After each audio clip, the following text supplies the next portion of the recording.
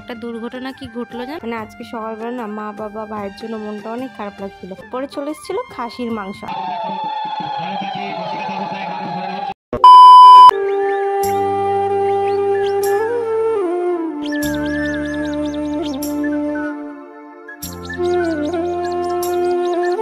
Hello বন্ধুরা, শুভ সকাল সবাইকে। আশা করছি সবাই ভালো আছো আর আমিও খুব ভালো আছি। আজকে হলো নতুন বছরের প্রথম দিন। আশা করছি আজকের দিনটা তোমাদের সবার অনেক ভালো কাটবে। আর আজকের ব্লগটা আমি এখান থেকে শুরু করছি। সকালবেলা ঘুম থেকে উঠে বাইরে এসে দেখি মার সমস্ত কাজ করা হয়ে গিয়েছে, অল্প কিছু কাজ বাকি আছে। তাই আমি ঘরে গিয়ে ভেজা জামা কাপড়গুলো নিয়ে এসে বাইরে রোদে শুকাতে দিচ্ছিলাম। এটা না যেহেতু নতুন বছরের প্রথম দিনের ব্লগ, কিন্তু আমার শরীর অসুস্থ ছিল, এর জন্য ব্লগটা আমি পোস্ট করতে পারিনি। আজকে কিছুদিন পর পোস্ট করছি, তো কিছু মনে করো না, ভিডিওটা দেখতে থাকো। আশা করছি তোমাদের সকলের ভিডিওটি ভালো লাগবে। সকালবেলা না অনেক এঁঠো থালা বাসন ছিল, তো থালা বাসনগুলো নিয়ে আমি কক্সবাজার চলে এসেছিলাম।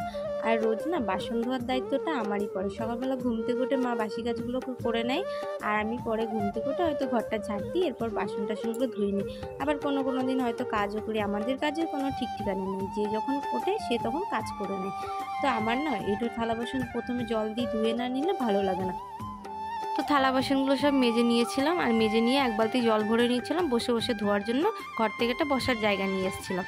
আর একটা দুর্ঘটনা কি ঘটলো জানো, আমি যে এখানে ফোনটা রেখে ভিডিও করছি সেটা মা জানে না।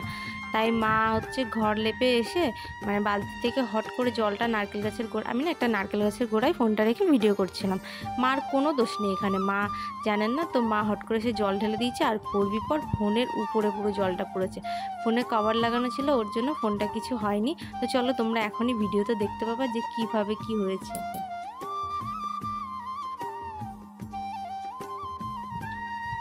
এই যে দেখতে পেলে কীরকম জল পড়লো। এরপরে তো আমি তো ভয়ে দৌড় দিয়ে চলে এসেছি, আর ভয় পেয়ে গেছি। কী জানি আমার ফোনটা হয়তো বছরের প্রথম দিনকেই নষ্ট হয়ে গেলো, জানি না আর কি হবে। তারপর এসে দেখলাম না ভিতরে জল যায়নি। যাক, দুজনাই তো সেই হাসি এসে নিলাম সকালবেলা। এরপর বাসি নাইটিটা আমি পাল্টে নিয়েছিলাম।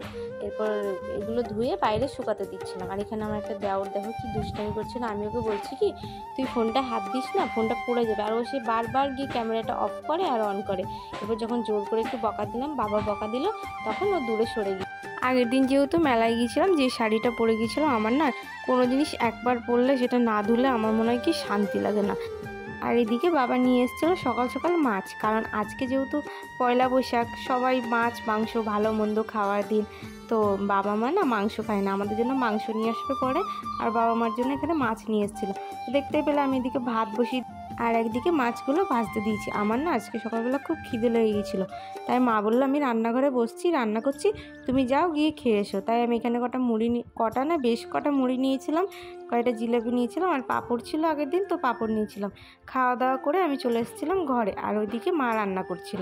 ঘরে এসে আমার বর বিছানা থেকে উঠে চলে গিয়েছে, মানে ওর কাজে যাওয়ার টাইম হয়ে গিয়েছে। তাই বিছানাপত্র সব পড়ে আছে, সেগুলো আমি এখন একে একে গুছিয়ে নেব। আর জানো তো আজকে না সকাল থেকে মনটা অনেক খারাপ লাগছিল। বিয়ের পর প্রথম এটা আমার পয়লা বৈশাখ। তো ছোটোবেলা থেকে মা বাবার সাথে থেকেছি, মানে আজকে সকালবেলা না মা বাবা ভাইয়ের জন্য মনটা অনেক খারাপ লাগছিল। পরের দিন আমি আমার বরকে বলছিলাম, জানো কালকে আমার খুব মন খারাপ করছিল। মানে মা বলতো ছোটোবেলায় যে আজকে পয়লা বৈশাখ, বছরের প্রথম দিন, আজকে যেন দুষ্টামি করবি না, কারণ আজকে যেটা করবি সেটা সারা বছর করবি। তাই ঘুম থেকে উঠে না মনটা অনেক বেশি খারাপ লাগছিল।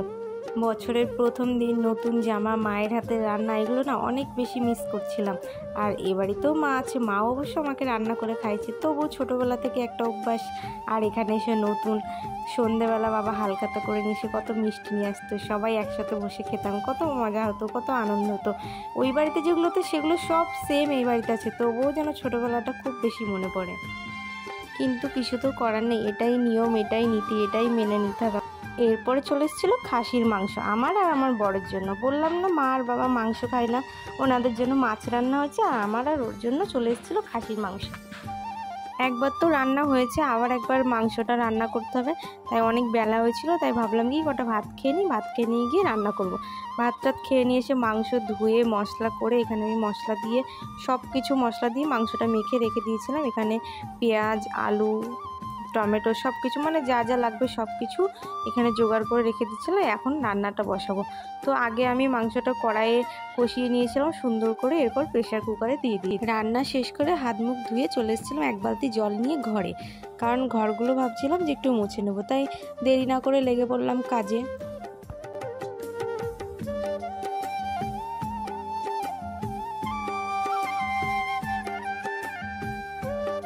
এই দিকটা পুরোটা মুছে নিয়ে চেয়ারগুলো একে একে, মানে দুটো চেয়ার ছিল, চেয়ার দুটো একে একে রেখে দিলাম। আর এখন চলে যাব বাইরে। আমার ঘরটা প্রায় মোছা হয়ে গিয়েছে, এখন বাইরে বাবার ঘরটা আর পাশে ঠাকুর ঘর আছে আর বারান্দাটা মুছে নেব। তো ঘর, ঠাকুর ঘর, বারান্দা সব মুছে এখন আমি সিঁড়িতে চলে এসেছি, সিঁড়িটা মুছে নেব, তাহলেই হয়ে যাবে ঘর মোছা।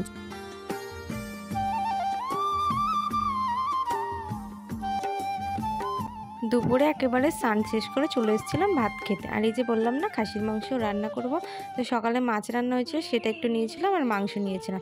আজকে না বরকে বলেছিলাম বাড়িতে খাবো, দুপুরবেলা হোটেলে খেতে হবে না, তাই ও বাড়ি এসে দুজনে একসাথে ভাত খেয়ে নিলাম। আর সন্ধ্যেবেলা এসেছিলাম বাবা মার সাথে মেলায়, আমাদের এখানে পাশের গ্রামে মেলা হচ্ছিলো। তা আমরা এসেছি, এখনও কিছুই হয়নি, সবে মাত্র একে একে লোক আসছে। দেখতেই পাচ্ছ পুরো মাঠ ফাঁকা, আর কিছুক্ষণ পর দেখবে পুরো মাঠ আস্তে আস্তে ভর্তি হয়ে গেছে।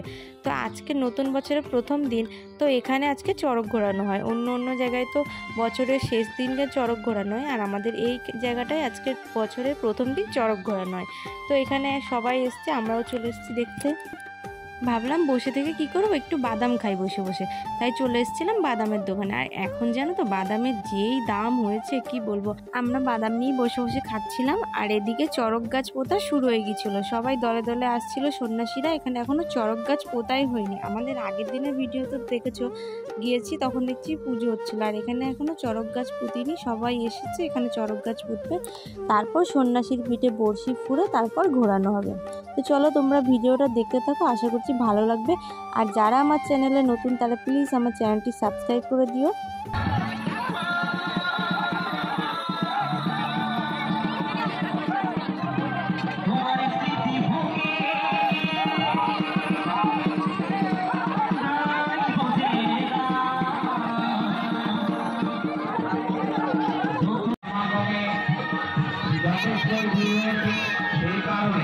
যারা বাচ্চাকে ছেড়ে দিয়েছেন একটু নজর রাখুন। বাচ্চাকে সমস্ত সন্ন্যাসীরা জয়দাবি দিচ্ছে, মায়েরা উলুধ্বনি দিয়ে সাগর জানানা, মায়েরা করতালি দিন, করতালিতে উৎসাহিত করুন। এবার গাজর মেলা, চড়ক মেলায় চড়ক কাছে ঘুরছে, প্রদক্ষিণ করছেন বর্ষি কাঁথা মানুষ।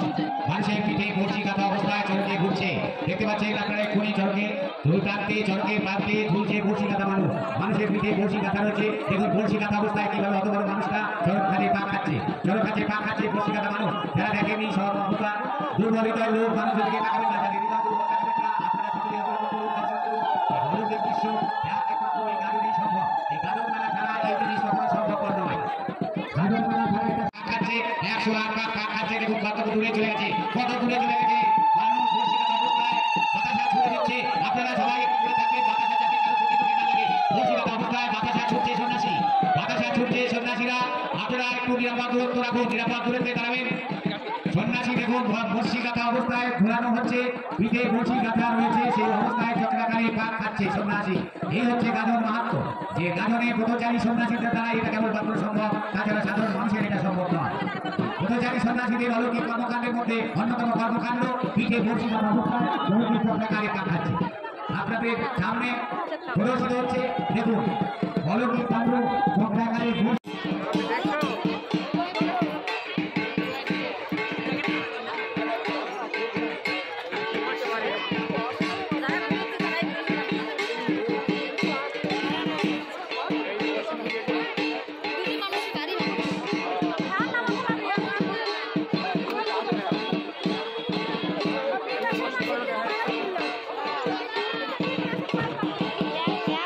এই সবেমাত্র মেলা থেকে বাড়ি আসলাম। তো আজকের মতো ভিডিওটা আমি এখানেই শেষ করছি। কেমন লাগলো ভিডিওটি অবশ্যই কমেন্টে জানিও, ভালো লাগলে একটি লাইক করে দিও। দেখা হচ্ছে পরের ভিডিওয়। তো আজকের মতো এখানেই, সবাই ভালো থেকো, টাটা।